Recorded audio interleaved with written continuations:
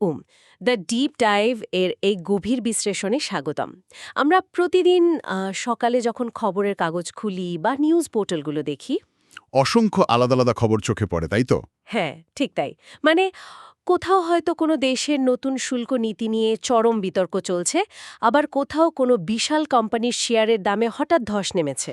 আবার হয়তো দূরবর্তী কোনো অঞ্চলে নতুন করে সামরিক উত্তেজনাও দেখা যাচ্ছে। একদম।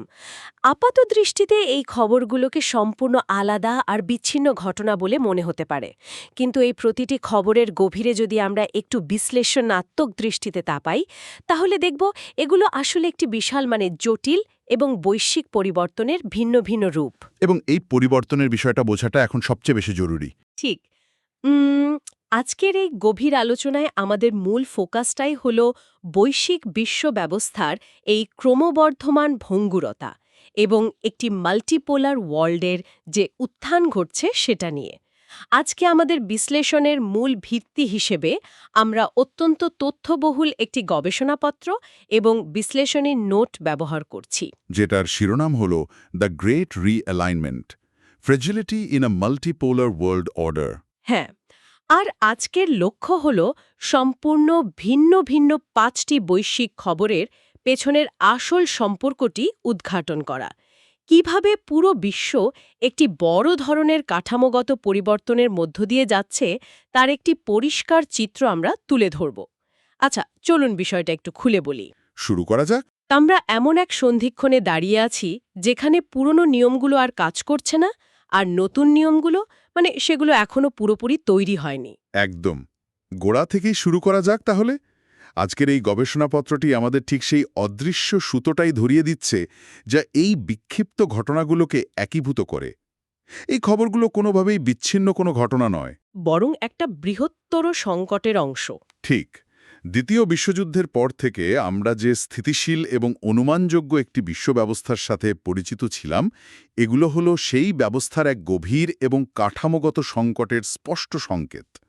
আমরা যদি শুধু সংবাদগুলোর উপরিভাগের দিকে তাকাই বা দৈনন্দিন শেয়ার বাজারের ওঠানামার দিকে নজর দিই, তাহলে এই বৃহত্তর কাঠামোগত পরিবর্তনের চিত্রটি আমাদের চোখের আড়ালেই থেকে যাবে। গভীর বিশ্লেষণ ছাড়া এটা বোঝা সম্ভব না। একদমই তাই। এই গবেষণাপত্রটি অত্যন্ত সুনিপুণভাবে বিশ্লেষণ করেছে কিভাবে স্থিতিশীল বৈশ্বিক ব্যবস্থা ভেঙে পড়ছে, আর একই সাথে অর্থনৈতিক, সামরিক ও রাজনৈতিক শক্তিগুলো নতুন করে নিজেদের অবস্থান তৈরি করতে বাধ্য হচ্ছে। বিশ্ব এখন আর একটিমাত্র কেন্দ্রের ইশারায় চলছে না, বরং এটি একটি অত্যন্ত সংবেদনশীল এবং বহুমুখী রূপান্তরের মধ্য দিয়ে যাচ্ছে। আর এই রূপান্তরের সবচেয়ে বড় ধাক্কাটা সম্ভবত অর্থনীতির জায়গাতেই লাগছে। হ্যাঁ, অর্থনৈতিক কাঠামোটাই তো সবার আগে প্রভাবিত হয়। আমাদের প্রথম পয়েন্টই এই বিষয়টি নিয়ে, অর্থনীতির অস্ত্রায়ন এবং মার্কিন প্রাতিষ্ঠানিক দ্বন্দ্ব। উৎস থেকে পাওয়া তথ্য অনুযায়ী মার্কিন যুক্তরাষ্ট্রের বর্তমান শুল্ক বা ট্যারিফ নীতি এক চরম বিভ্রান্তিকর এবং নজিরবিহীন অবস্থার মধ্যে দিয়ে যাচ্ছে। ব্যাপারটা বেশ জটিল। ঘটনাটা একটু বুঝিয়ে বলা যাক। সম্প্রতি মার্কিন সুপ্রিম কোর্ট আগের একটি শুল্ক বাতিল করে দেয়। তাদের যুক্তি ছিল প্রেসিডেন্ট জরুরি আইনের অধীনে তার ক্ষমতার সীমা অতিক্রম করেছেন। সাধারণত তো এখানেই বিতর্কের অবসান হওয়ার কথা। কিন্তু এরপর যা ঘটল তা রীতিমতো বিস্ময়কর। কংগ্রেসকে পাশ কাটাতে প্রশাসন ট্রেড অ্যাক্ট 1974-এর 122 ধারা ব্যবহার করল। এটি বাণিজ্য আইনের এমন একটি ধারা যার সচরাচর ব্যবহার করা হয় না। এই ধারাটি ব্যবহার করে মাত্র 150 দিনের জন্য নতুন করে শুল্ক আরোপ করা হয়েছে। আর সবচেয়ে বড় বিশৃঙ্খলা তৈরি হয়েছে এই শুল্কের পরিমাণটা নিয়ে। ঠিক বলেছেন। ঘোষণা দেওয়া হয়েছিল 15% শুল্কের, অথচ বিভিন্ন প্রশাসনিক সংস্থা যারা এই শুল্ক আদায় করবে তারা নির্দেশ পেয়েছে 10%। এই যে 10% নাকি 15% শুল্ক হবে তা নিয়ে সরকারের ভেতরেই এক অভাবনীয় প্রশাসনিক বিশৃঙ্খলা তৈরি হয়েছে। এটি অনেকটা এমন যেন বিশাল একটি জাহাজের ক্যাপ্টেন এবং ফার্স্ট মেট নিজেদের মধ্যে লড়াই করছে, আর জাহাজ কোন দিকে যাবে তা নিয়ে নাবিকেরাই বিভ্রান্ত। এখানে সবচেয়ে চমকপ্রদ বিষয়টি হল, এটি শুধু কোনো সাধারণ অর্থনৈতিক নীতি প্রণয়নের ভুল বা আমলাতান্ত্রিক জটিলতা নয়। এটিকে গবেষণাপত্রের ভাষায় বলা যায় জিওপলিটিক্যাল কোয়ার্শন বা ভূ রাজনৈতিক জবরদস্তি। ব্যাপারটা একটু বিস্তারিত বলবেন? যখন একটি দেশের সর্বোচ্চ আদালত কোনো সিদ্ধান্ত বাতিল করে দেয় এবং তার পরপরই নির্বাহী বিভাগ অন্য একটি ধুলোপড়া আইনের ধারা ব্যবহার করে সেই একই নীতি চাপিয়ে দেওয়ার চেষ্টা করে, তখন তা আর কেবল বাণিজ্যের হিসাব নিকাশের মধ্যে সীমাবদ্ধ থাকে না। তখন এটা একটা প্রাতিষ্ঠানিক দ্বন্দ্বের রূপ নেয়। ঠিক, এটি তখন একটি দেশের শাসন ব্যবস্থার ভেতরে চরম দ্বন্দ্বকে প্রকাশ্যে নিয়ে আসে, অর্থাৎ নির্বাহী বিভাগ বনাম বিচার বিভাগের সরাসরি দ্বন্দ্ব। এটি সাংবিধানিক অনিশ্চয়তা তৈরি করে, যা যে কোনো শক্তিশালী অর্থনীতির জন্য একটি অশনি সংকেত। গবেষণাপত্রটিতে খুব স্পষ্টভাবে দেখানো হয়েছে যে এই শুল্কগুলোকে এখন আর দেশীয় শিল্প বাঁচানোর হাতিয়ার হিসাবে ব্যবহার করা হচ্ছে না। বরং এগুলো ব্যবহার করা হচ্ছে বৈশ্বিক বাণিজ্য সুবিধা আদায় করতে, প্রতিপক্ষকে শাস্তি দিতে এবং ভূরাজনৈতিক দরকষাকষির ক্ষমতা ধরে রাখতে। আর এই দরকষাকষির সবচেয়ে বড় মূল্যটা কিন্তু শেষ পর্যন্ত সাধারণ মানুষকেই চোকাতে হচ্ছে। পরিসংখ্যানে দেখা যায় এই শুল্কের প্রায় ৯০% খরচ শেষ পর্যন্ত ভোক্তাদেরই বহন করতে হয়। একদম। অর্থাৎ যখন কোনো বিদেশি পণ্যের উপর শুল্ক বসানো হয়, তখন সেই পণ্যের দাম দেশের বাজারে বেড়ে যায় এবং সাধারণ ক্রেতাকেই সেই বাড়তি দাম দিয়ে পণ্যটি কিনতে হয়। এটি সাধারণ মানুষের উপর চাপানো এক ধরনের গোপন ট্যাক্স বা কর হিসেবে কাজ করছে। অনেক সময় দেখা যায় কোনো রাজনৈতিক ঘোষণার পর বাজার সাময়িকভাবে চাঙ্গা হয়ে ওঠে, কারণ কিছু দেশীয় কোম্পানি হয়তো সাময়িক সুবিধা পায়। কিন্তু সাপ্লাই চেইন বা বৈশ্বিক সরবরাহ ব্যবস্থা তো আর রাতারাতি সুইচ টিপে বদলানো যায় না। এই সাপ্লাই চেইনের বিষয়টা অত্যন্ত গুরুত্বপূর্ণ। একটি বড় বহুজাতিক কোম্পানি যখন তাদের সরবরাহ ব্যবস্থা তৈরি করে, তখন তারা ৫ বা ১০ বছরের পরিকল্পনা নিয়ে এগোয়। দীর্ঘমেয়াদী পরিকল্পনা ছাড়া তো ব্যবসা চলে না। এখন শুল্ক যদি মাত্র ১৫০ দিনের জন্য আরোপ করা হয় এবং তাও যদি ১০% থেকে ১৫%-এর মধ্যে দুলতে থাকে, তখন বড় বড় কর্পোরেশনগুলো তাদের ভবিষ্যৎ পরিকল্পনা নিয়ে চরম অনিশ্চয়তায় ভোগে। তারা বুঝতে পারে না আগামী মাসে কাঁচামালের দাম কত হবে। এর ফলে বিনিয়োগের নিশ্চয়তা কমে যায়, নতুন কর্মসংস্থান তৈরি বাধাগ্রস্ত হয়। ঠিক তাই, এই গবেষণাপত্রটি আমাদের সতর্ক করছে যে ওয়াল স্ট্রিট বা বিনিয়োগকারীরা হয়তো এই দীর্ঘমেয়াদী ক্ষতিকে মারাত্মকভাবে অবমূল্যায়ন করছেন। জাপান, ইউরোপীয় ইউনিয়ন বা তাইওয়ানের মতো মিত্র দেশগুলো, যারা একসময় মার্কিন নীতির উপর সম্পূর্ণ আস্থাশীল ছিল, তারা এখন এই অনিশ্চয়তার কারণে মার্কিন বাজারের ওপর নির্ভরতা কমিয়ে নিজেদের প্রতিরক্ষামূলক ব্যবস্থা গ্রহণ করছে। এর ফলে বৈশ্বিক বাণিজ্যের যে মসৃণ প্রবাহ ছিল তা ব্যাহত হয়ে বিশ্ব বাণিজ্য বিভিন্ন ব্লকে বিভক্ত হয়ে পড়ছে। এই প্রাতিষ্ঠানিক দ্বন্দ্ব এবং অনিশ্চয়তার রেশ ধরেই আমরা আমাদের দ্বিতীয় পয়েন্টে প্রবেশ করতে পারি, যা সরাসরি রাজনৈতিক ঝুঁকি এবং জনমতের প্রভাবের সাথে যুক্ত। শুধু আমলাতান্ত্রিক পর্যায়ে নয়, খোদ নেতৃত্বের জায়গাতেই এক ধরনের কাঠামোগত অনিশ্চয়তা কাজ করছে।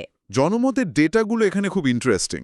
হ্যাঁ, রয়টার্স এবং ইপসস পোলের একটি সাম্প্রতিক তথ্য যদি আমরা বিশ্লেষণ করি, সেখানে দেখা যাচ্ছে ৬১% মানুষ সাবেক মার্কিন প্রেসিডেন্ট ডোনাল্ড ট্রাম্পকে অনিশ্চিত বা এরাটিক মনে করেন। আমরা এখানে কোনো রাজনৈতিক পক্ষ নিচ্ছি না, শুধু ডেটাটা তুলে ধরছি। অবশ্যই আমাদের ফোকাস শুধু তথ্যের উপর। এর মধ্যে পরিসংখ্যানটা বেশ আকর্ষণীয়। 89% ডেমোক্র্যাট, 64% স্বতন্ত্র এবং এমনকি 30% রিপাবলিকানও এই একই মত পোষণ করেন। এই উপাত্তটি আমাদের সামনে একটি পরিষ্কার চিত্র তুলে ধরে যে খোদ মার্কিন ভোটারদের একটি বিশাল অংশ তাদের শীর্ষ নেতৃত্বের আচরণ নিয়ে গভীর অনিশ্চয়তায় ভুগছেন। এই জরিপের আসল গুরুত্ব কিন্তু কোনো নির্দিষ্ট ব্যক্তির রাজনৈতিক পরিচয় বা দলের মধ্যে সীমাবদ্ধ নয়। যদি আমরা বিষয়টিকে বৃহত্তর অর্থনৈতিক প্রেক্ষাপটের সাথে যুক্ত করি, তাহলে দেখব এটি মূলত একটি কাঠামোগত ঝুঁকির সূচক। অর্থনীতির সূচক হিসেবে এটা কিভাবে কাজ করে? অর্থনীতি এবং শেয়ার বাজার সাধারণত সুদ, মূল্যস্ফীতি, বেকারত্বের হার বা প্রবৃদ্ধির মতো বিষয়গুলো খুব সূক্ষ্মভাবে হিসাব করতে পারে। তাদের কাছে এই সংখ্যাগুলোর জন্য নির্দিষ্ট গাণিতিক মডেল আছে। কিন্তু মানুষের আচরণ বা নেতৃত্বের অনিশ্চয়তা মাপা তো কঠিন। ঠিক এখানে সবচেয়ে চমকপ্রদ বিষয়টি হল নেতৃত্বের এই অনিশ্চয়তা, বা যাকে অর্থনীতিবিদরা পলিটিক্যাল রিস্ক প্রিমিয়াম বা রাজনৈতিক ঝুঁকির প্রিমিয়াম বলেন, তা পরিমাপ করার কোনো অ্যালগোরিদম বাজারের কাছে নেই। বাজার এই রাজনৈতিক অনিশ্চয়তাগুলোকে সহজে হজম করতে পারে না। যখন কোনো দেশের নেতৃত্বে বা নীতি নির্ধারণী পর্যায়ে চরম অনিশ্চয়তা থাকে, তখন নীতির আকস্মিক পরিবর্তন, প্রাতিষ্ঠানিক দ্বন্দ্ব এবং ভূ-রাজনৈতিক ঝুঁকির মাত্রা বহুগুণ বেড়ে যায়। তার মানে বাজার এখানে একটি বড় ধরনের ব্লাইন্ড স্পট বা অন্ধবিন্দু নিয়ে চলছে। তারা ভাবছে সুদ হার কমলেই সব ঠিক হয়ে যাবে, কিন্তু কাঠামোগত পচনটাকে তারা হিসেবে ধরছে না। ইতিহাসে কি এমন কোনো দৃষ্টান্ত আছে যেখানে বাজার রাজনৈতিক এই ঝুঁকিকে অবমূল্যায়ন করেছিল এবং পরে তার চড়া মাশুল দিতে হয়েছিল? গবেষণাপত্রটিতে অত্যন্ত চমৎকার এবং প্রাসঙ্গিক কিছু ঐতিহাসিক তুলনা টানা হয়েছে। যেমন ৭০-এর দশকের শেষের দিকে মার্কিন প্রেসিডেন্ট নিক্সনের সময়কাল, যখন ওয়াটারগেট কেলেঙ্কারির কারণে চরম রাজনৈতিক অস্থিরতা চলছিল। আবার ৮০-র দশকে সোভিয়েত ইউনিয়নের পতনের আগের অবস্থার কথাও তো বলা যায়। হ্যাঁ, তখন তাদের অভ্যন্তরীণ প্রাতিষ্ঠানিক কাঠামো ভেতর থেকে ভেঙে পড়ছিল, কিন্তু বাইরে থেকে সবকিছু স্বাভাবিক মনে হতো। ওই প্রতিটি ক্ষেত্রেই বাজার প্রথমে এই রাজনৈতিক অস্থিরতা বা প্রাতিষ্ঠানিক অবক্ষয়কে খুব একটা গুরুত্ব দেয়নি। বাজার ভেবেছিল এগুলো শুধু রাজনৈতিক কোলাহল, অর্থনীতির মূল চাকায় এর প্রভাব পড়বে না। কিন্তু যখন এই রাজনৈতিক পচনের প্রভাব সরাসরি অর্থনীতিতে পড়তে শুরু করল, তখন বাজার অত্যন্ত তীব্রভাবে নেতিবাচক প্রতিক্রিয়া দেখিয়েছিল এবং বড় ধরনের ধস নেমেছিল। রাজনৈতিক স্থিতিশীলতার অভাব শেষ পর্যন্ত যে কোনো অর্থনৈতিক কাঠামোর জন্যই সবচেয়ে বড় এবং নীরব হুমকি হয়ে দাঁড়ায়। এই যে কাঠামোগত ভঙ্গুরতার কথা আমরা বলছি, এটি শুধু রাজনীতি বা ভূ-রাজনীতির মধ্যেই সীমাবদ্ধ নেই। এটি প্রযুক্তির জগতেও প্রভাবভাবে বিদ্যমান, যা আমাদের তৃতীয় পয়েন্টের মূল বিষয়। প্রযুক্তিগত নির্ভরতা এবং ডেনমার্কের বিখ্যাত ফার্মাসিউটিক্যাল কোম্পানি নোভো নর্ডিস্কের পতন। এটি অর্থনীতির ভঙ্গুরতার একটা ক্লাসিক উদাহরণ। বিশ্ব অর্থনীতি এখন প্রযুক্তি নির্ভর, কিন্তু এই নির্ভরতা কতটা ভয়াবহ রূপ নিতে পারে, নোভো নর্ডিস্কের ঘটনাটি সেটাই প্রমাণ করে। সম্প্রতি ডেনমার্কের এই কোম্পানির শেয়ার হঠাৎ করে ১৬% পড়ে যায়। এর পেছনের কারণটি শুনতে খুব সাধারণ মনে হতে পারে। তাদের একটি স্থূলতা কমানোর বা ওবেসিটি ড্রাগের ট্রায়াল ব্যর্থ হয়েছে। একটি ওষুধের ট্রায়াল ব্যর্থ হওয়া চিকিৎসাবিজ্ঞানে খুবই সাধারণ ঘটনা। কিন্তু গবেষণাপত্রটি একটি বিশাল তথ্য সামনে এনেছে। বলা হচ্ছে ২০৩৫ সাল নাগাদ এই ওজন কমানোর ওষুধের বাজার ১০০ থেকে ২০০ বিলিয়ন ডলারের হতে যাচ্ছে। নোভো নর্ডিস্ক ছাড়াও এলি লিলি, ফাইজার এবং বিভিন্ন বায়োটেক স্টার্টআপ এই বাজারে আধিপত্য বিস্তারের লড়াইয়ে নেমেছে। এটি একটি অত্যন্ত গভীর প্রশ্নের জন্ম দেয়। কেন একটিমাত্র কোম্পানির শেয়ারের পতন বৃহত্তর বৈশ্বিক প্রেক্ষাপটে এত বেশি আলোচনার দাবি রাখে? এর উত্তর লুকিয়ে আছে আমাদের বর্তমান আর্থিক ব্যবস্থার এক চরম ভঙ্গুরতার মধ্যে। কোম্পানির ভ্যালুয়েশনটা এখানে খুব বড় একটা ফ্যাক্টর। নোভো নর্ডিস্কের মতো একটি কোম্পানির মূল্যায়ন বা মার্কেট ভ্যালুয়েশন এখন ডেনমার্কের মতো একটি উন্নত দেশের মোট জিডিপি সমান হয়ে দাঁড়িয়েছে। স্থূলতা কমানোর এই ওষুধগুলো, এগুলো এখন আর শুধু চিকিৎসার বিষয় বা লাইফস্টাইল ড্রাগ নয়। এগুলো একটি ম্যাক্রো ইকোনমিক ফ্যাক্টরে পরিণত হয়েছে। কারণ এই ওষুধগুলো যদি সফল হয়, তবে তা দীর্ঘমেয়াদে পুরো বিশ্বের স্বাস্থ্যখাতের খরচ নাটকীয়ভাবে কমিয়ে দিতে পারে, মানুষের কর্মক্ষম বয়স বাড়াতে পারে এবং সামগ্রিকভাবে জাতীয় উৎপাদনশীলতা বৃদ্ধি করতে পারে। বিশ্বের বড় বড় অর্থনীতির দেশগুলো এই বিষয়টিকে এখন জাতীয় স্বর্গক্ষেত্র দৃষ্টিকোণ থেকে পর্যবেক্ষণ করছে। এই বিষয়টি সত্যিই ভয়ঙ্কর। একটু বিশ্লেষণাত্মক চিন্তা করে দেখুন, একটি পুরো দেশের অর্থনৈতিক পূর্বাভাস নির্ভর করছে একটি ল্যাবরেটরিতে কিছু মানুষের ওপর করা ওষুধের ট্রায়াল সফল হবে কি হবে না তার উপর।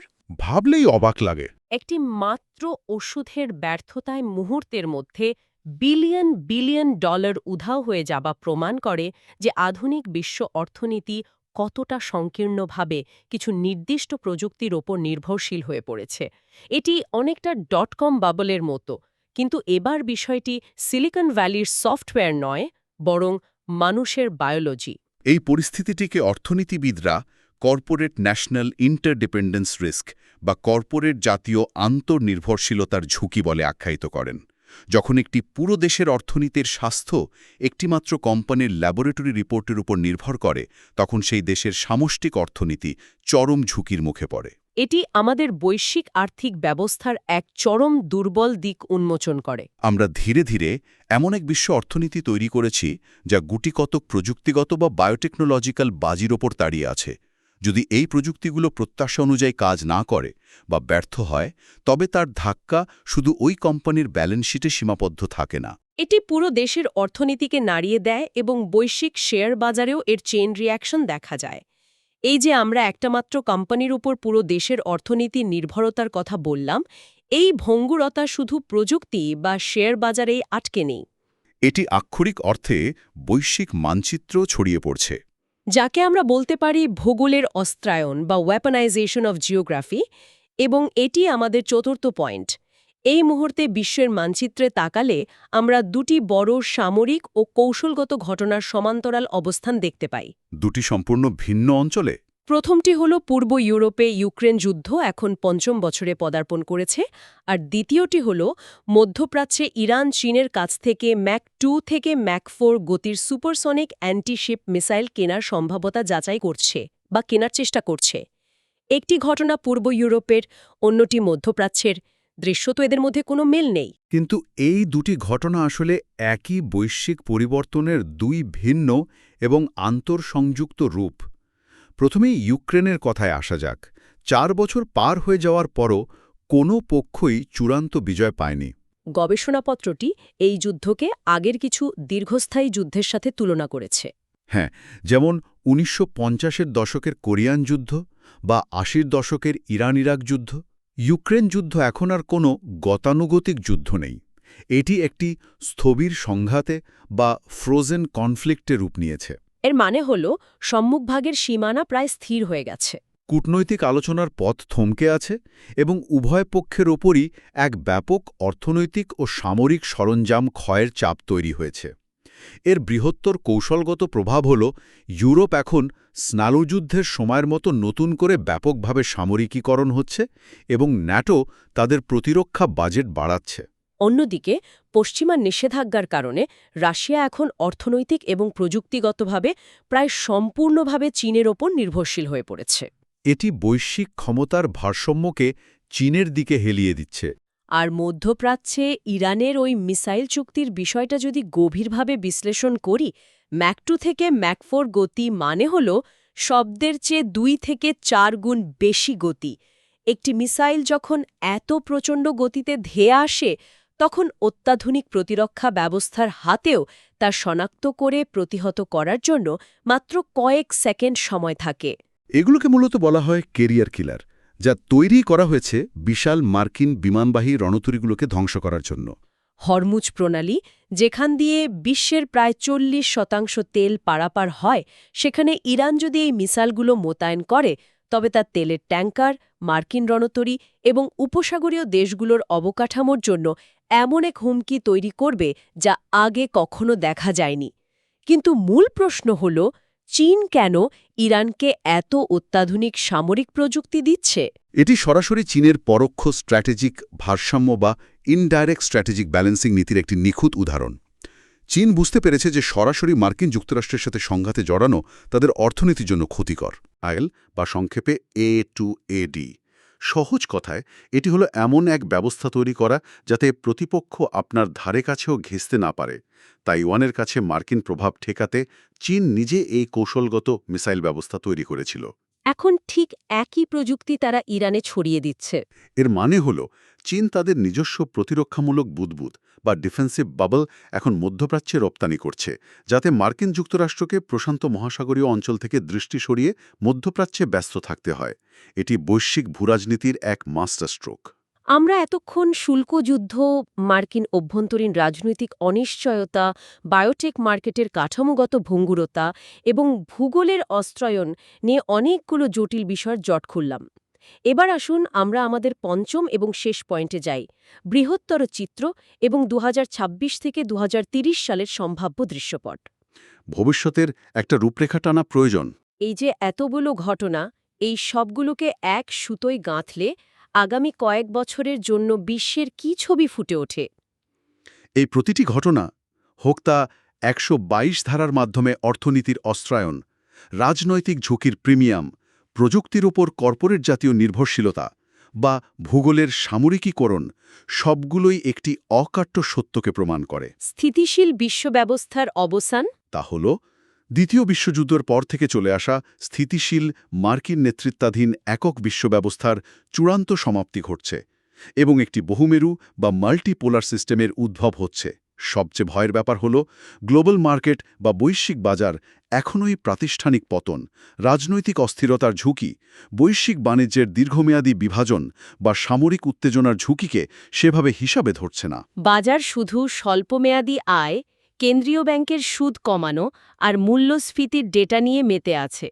বাস্তব ভূরাজনৈতিক ঝুঁকির সাথে বাজারের এই যে বিশাল অমিল, এটি যে কোনো সময়ে একটি স্ফুলিঙ্গের আঘাতে বিশ্ব অর্থনীতিতে বড় ধরনের ধস নামাতে পারে। তাহলে ২০২৬ থেকে ২০৩০ সালের মধ্যে আমরা বিশ্বকে ঠিক কোন দিকে যেতে দেখছি? আমাদের আজকের বিশ্লেষণে উৎসটি এই ভবিষ্যৎ সম্পর্কে কি রূপরেখা দিচ্ছে? গবেষণাপত্রটি আগামী ৫ বছরের জন্য খুব স্পষ্টভাবে ৪টে সম্ভাব্য দৃশ্যপটের কথা তুলে ধরেছে। প্রথমত এবং সবচেয়ে সম্ভাব্য দৃশ্যপট হল প্রলম্বিত অর্থনৈতিক বিভাজন। বাণিজ্য ব্লকগুলোতে ভাগ হয়ে যাওয়া। পুরো বিশ্ব বাণিজ্য মূলত কয়েকটি ব্লকে ভাগ হয়ে যাবে, যেমন একটি মার্কিন নেতৃত্বাধীন ব্লক, একটি চীনা ব্লক এবং ভারতের মতো কিছু দেশের সমন্বয়ে একটি নিরপেক্ষ ব্লক। এর ফলে গত কয়েক দশক ধরে চলা বিশ্বায়ন স্থায়ীভাবে ধীর হয়ে পড়বে। দ্বিতীয় দৃশ্যপটটা কি? দ্বিতীয়ত, একটি স্নায়ুযুদ্ধ বা কোল্ড ওয়ার স্টাইলের ভূ-রাজনৈতিক স্থবিরতা তৈরি হবে। সরাসরি কোনো বিশ্বযুদ্ধ হয়তো হবে না, কিন্তু সারাক্ষণ এক ধরনের চাপা উত্তেজনা এবং ছায়াযুদ্ধ বিরাজ করবে। আর আর্থিক বাজারের ক্ষেত্রে? তৃতীয়ত, আর্থিক বাজারে ব্যাপক অস্থিরতা চক্র চলতে থাকবে।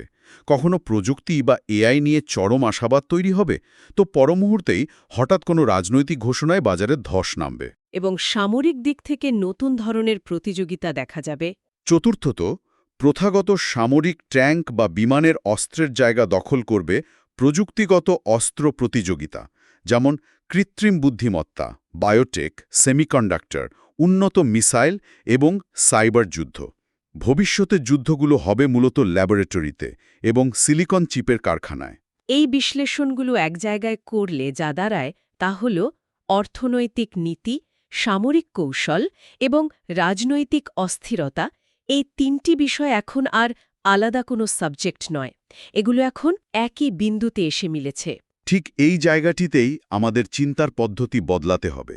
এটি কোনো সাময়িক সমস্যা বা ক্ষণস্থায়ী ব্যাঘাত নয় যে ২-১ বছরের মধ্যে সব আবার আগের মতো স্বাভাবিক হয়ে যাবে। এটি হল বিশ্ব ব্যবস্থার এক মৌলিক এবং কাঠামোগত রূপান্তর। এই পরিবর্তনগুলো সরাসরি বৈশ্বিক সাপ্লাই চেন, ডলারের মান, মুদ্রা বাজার এবং ভবিষ্যতের বিনিয়োগের ওপর প্রভাব ফেলবে। তাই শুধু হেডলাইন পড়ে সিদ্ধান্ত নেওয়ার দিন শেষ। এই জটিল ভূরাজনৈতিক বিষয়গুলোর পেছনের কারণ অনুধাবন করা এবং বিশ্লেষণ করা এখন আগের যে কোনো সময়ের চেয়ে অনেক বেশি জরুরি। আজকের এই দীর্ঘ এবং তথ্যবহুল আলোচনা থেকে এটি অত্যন্ত পরিষ্কার যে আমাদের চারপাশের বিশ্বে যে পরিবর্তনগুলো ঘটছে তা অত্যন্ত গভীরে প্রথিত। এই বিষয়গুলো জানা এবং বোঝা শুধু নীতি নির্ধারক বা অর্থনীতিবিদদের জন্যই নয়, বরং সবার জন্যই জরুরি। কারণ আমরা কেউই এই বৈশ্বিক সাপ্লাই চেন বা অর্থনৈতিক কাঠামোর বাইরে বিচ্ছিন্ন কোনো দ্বীপে বাস করি না। ঠিক, এই পরিবর্তনগুলো দৈনন্দিন বাজারের পণ্যের দাম থেকে শুরু করে ভবিষ্যতের কর্মসংস্থান সবকিছুতেই প্রভাব ফেলবে। এবং এই কারণেই ঘটনার গভীরে গিয়ে তার কারণ এবং সুদূরপ্রসারী প্রভাব নিয়ে যৌক্তিক ও বিশ্লেষণাত্মক চিন্তা করা প্রয়োজন। খবরের পেছনের খবরটি বুঝতে পারাটাই এখন সবচেয়ে বড় দক্ষতা। সবশেষে একটি অত্যন্ত গুরুত্বপূর্ণ ভাবনার জায়গা রেখে যাওয়া যেতে পারে, যা আজকের আলোচনায় সরাসরি বলা হয়নি, কিন্তু আমাদের উৎসের তথ্যের উপর ভিত্তি করেই তৈরি। একটু গভীরভাবে চিন্তা করা যাক। উৎসগুলোতে বলা হয়েছে যে বায়োটেক বা স্থূলতা কমানোর ওষুধের মতো প্রযুক্তিগুলো এখন জাতীয় কৌশলগত সম্পদে পরিণত হচ্ছে, যা এক নতুন ধরনের ভূরাজনৈতিক হাতিয়ার। যেহেতু বিশ্ব ধীরে ধীরে আলাদা আলাদা বাণিজ্য ব্লকে বিভক্ত হয়ে যাচ্ছে এবং দেশগুলোর মধ্যে এক ধরনের প্রযুক্তিগত স্নায়ুযুদ্ধ চলছে, তাই ভবিষ্যতে যদি জীবন রক্ষাকারী চিকিৎসা বা ওষুধগুলোকে নির্দিষ্ট ব্লকের বাইরে ভূ-রাজনৈতিক হাতিয়ার হিসেবে ব্যবহার করে আটকে দেওয়া হয়, তখন কি হবে? এটি একটি ভয়াবহ নৈতিক এবং মানব সংকটের প্রশ্ন। মানবতা এবং বৈশ্বিক স্বাস্থ্য ব্যবস্থা কিভাবে এই নতুন এবং অভাবনীয় সংকটের মোকাবেলা করবে? এই ওষুধগুলো তো শুধু ব্যবসা বা শেয়ার বাজারের অংশ নয়, এগুলো সরাসরি মানুষের জীবন এবং মৃত্যুর সাথে জড়িত। যখন স্বাস্থ্যসেবা এবং মানুষের বায়োলজি জাতীয় নিরাপত্তার এবং যুদ্ধের হাতিয়ার হয়ে ওঠে, তখন সাধারণ মানুষের ভবিষ্যতের কি হবে? এটি সত্যি গভীর বিশ্লেষণ এবং ক্রিটিক্যাল থিঙ্কিংয়ের দাবি রাখে। এই প্রশ্নটি ভবিষ্যতের বিশ্ব ব্যবস্থা নিয়ে গভীর চিন্তার খোরাক যোগায়। আশা করা যায় আজকের আলোচনার বিষয়গুলো নিয়ে সবার নিজস্ব জায়গা থেকে সমালোচনামূলক চিন্তা বা বিশ্লেষণ অব্যাহত থাকবে। দ্য ডিপ ডাইভের এই গভীর বিশ্লেষণে যুক্ত থাকার জন্য অসংখ্য ধন্যবাদ। আজ এখানেই শেষ করছি।